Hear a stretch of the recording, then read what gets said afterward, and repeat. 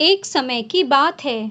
बादशाह अकबर व बीरबल दरबार में बैठे कुछ अहम मामलों पर चर्चा कर रहे थे। तभी बीरबल ने बादशाह से कहा, मुझे लगता है कि ज्यादातर पुरुष जोरू के गुलाम होते हैं और अपनी पत्नियों से डर कर रहते हैं। बीरबल की यह बात बादशाह को बिल्कुल भी पसंद नहीं आई। उन्होंने इस बात का विरोध किया। इस पर बीरबल भी अपनी बात मनवाने पर अड़ गए। उन्होंने बादशाह अकबर से कहा कि वे अपनी बात को सिद्ध कर सकते हैं, मगर इसके लिए बादशाह को प्रजा के बीच एक आदेश जारी करवाना होगा। वह आदेश यह था कि जिस पुरुष के अपनी पत्नी से डरने की बात सामने आएगी, उसे दरबार में एक मुर्गी जमा करानी होगी। बादशाह बीरबल की इस बात पर तैयार हो गए। अगले ही दिन प्रजा के बीच आदेश कराया गया कि अगर यह बात सिद्ध हो जाती है कि कोई पुरुष अपनी पत्नी से डरता है, तो उसे दरबार में आकर बीरबल के पास एक मुर्गी जमा करवानी होगी।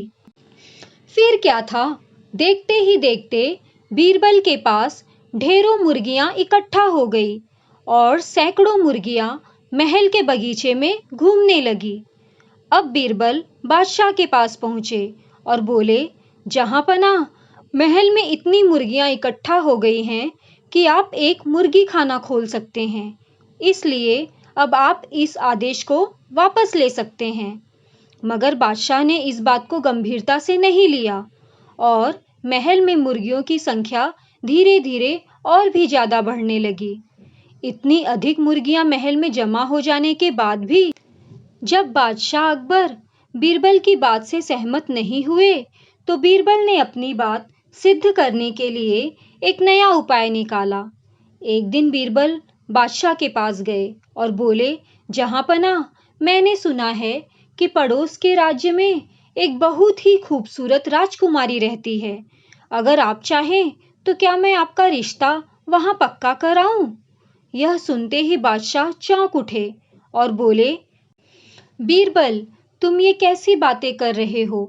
महल में पहले से ही 2 महारानियां मौजूद हैं। अगर उन्हें इस बात की भनक भी लगी तो मेरी खैर नहीं होगी। यह सुनकर बीरबल ने तपाक से जवाब दिया, चलिए जहांपनाह, फिर तो आप भी मेरे पास 2 मुर्गियां जमा करा ही दीजिए। बादशाह अकबर बीरबल का ऐसा जवाब सुनकर शर्मा गए और उन्होंने अपना आदेश उसी वक्त वापस ले लिया। दोस्तों, इस कहानी से हमें यह सीख मिलती है कि बुद्धि और चतुराई से हम किसी भी बात को मनवा सकते हैं। जरूरत है तो बस बीरबल की तरह चतुराई से अपना पक्ष रखने की। दोस्तों, अगर आपको ये कहानी पसंद आई हो तो प्लीज़ लाइक और शेयर कीजिए और मेरे चैनल को सब्सक्राइब कीजिए। मैं इसी तरह की कहानियाँ आप लोगों के लिए लाती रहूंगी। मिलते हैं अगले वीडियो में। कहानी सुनने के लिए आपका बहुत बहुत धन्यवाद।